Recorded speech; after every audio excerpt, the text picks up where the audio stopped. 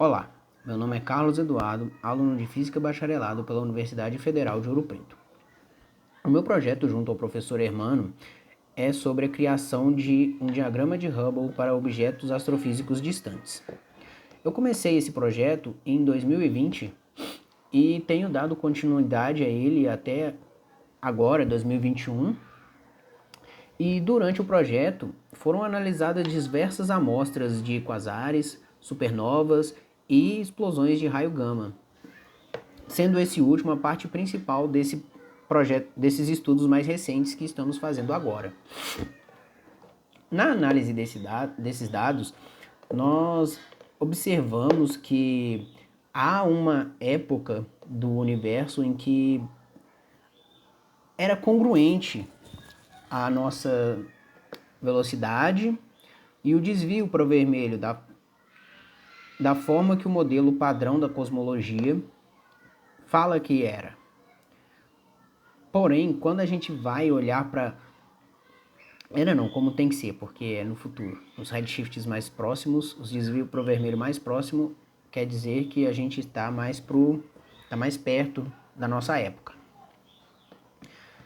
Então, quando a gente começa a olhar para redshifts maiores, ou seja, para objetos que estão cada vez mais distantes, objetos que estão cada vez mais no passado, a gente começa a ver que enquanto supernovas começam a traçar uma curva semelhante à curva teórica, quasares não fazem a mesma curva. Na verdade, a curva deles começa a ser mais achatada. Já quando observamos os gamma ray bursts, eles também começam a ter uma curva mais achatada. Porém, esses dois objetos, os gamma ray bursts e os quasares, eles têm um erro muito grande. Então, e não é um erro que pode se consertar teoricamente, é um erro de tecnologia. No tanto que tem alguns atores que dizem que uma das fontes da gente não conseguir analisar os dados para o diagrama de Hubble e assim encontrarmos a constante de Hubble para o universo em expansão é essa falta de tecnologia. Já outros cosmólogos dizem que isso é um problema do nosso modelo, do modelo padrão. Porém, em todos os modelos já testados, há sim grande desvio, tanto de quasares quanto de gamma ray bursts, do modelo padrão. Há um desvio muito grande. E isso é problemático, porque o que está causando esse desvio? Certo? Então, nós analisamos para quasares, para gamma ray bursts, e dentro dessa análise nós vimos que a aceleração desses objetos, ou seja, a evidência de aceleração que esses objetos dão para o universo, enquanto as de supernovas crescem, ou seja, quanto mais distante o objeto está, mais acelerado ele está, com que bate com o nosso modelo padrão da cosmologia, quasares mostram que a evidência de aceleração está caindo. Ou seja, como um objeto está falando que está acelerando e outro objeto está falando que não está acelerando. Enquanto o gamma ray bursts, ou explosões de raio gama, ficam bem no meio. Eles crescem, porém a evidência de aceleração deles cresce bem menor do que a evidência de aceleração para as supernovas. Então, isso causa uma tensão no modelo, porque, veja só, a gente tem algo que fala que está acelerando, algo que fala que está desacelerando, e uma outra coisa que fala que está acelerando, mas essa aceleração é menor do que a aceleração de outro objeto. Então, o que pode estar causando essa defasagem na evidência de aceleração? Porque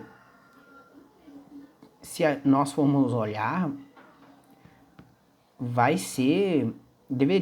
tudo deveria sofrer a mesma aceleração devido à constante cosmológica, ou seja, a constante de expansão do universo. Mas não está sendo observado isso. Então, acaba que o nosso projeto, ele nos deixa com mais perguntas do que respostas. Por exemplo, por que está havendo essa diferença na evidência de aceleração para esses dois objetos? Nesses três objetos, no caso. E o modelo padrão, será que ele consegue prever essas evidências de acelerações?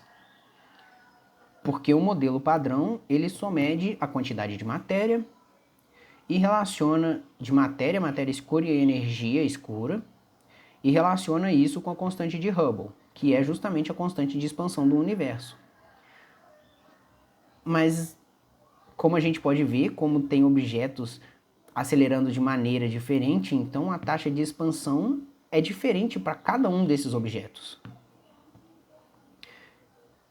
Então, nós meio que terminamos nosso projeto assim, com mais perguntas do que respostas. Para dar uma conclusão para esse projeto, é bem complicado, porque são muitas coisas que foram deixadas em abertos, que existem várias pessoas pesquisando na área ainda, pois não temos respostas para isso ainda.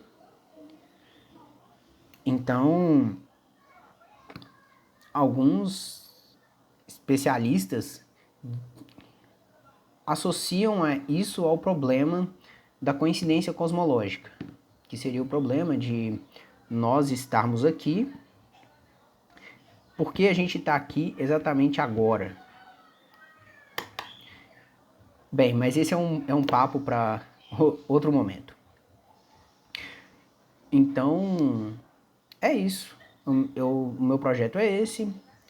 E eu gostaria de agradecer à CAPES, à CNPq, ao FOP e ao professor Hermano por apoiar esse projeto e por me ajudar durante essa pesquisa, que foi bastante importante no meu desenvolvimento quanto aluno e graduando dentro da Universidade Federal.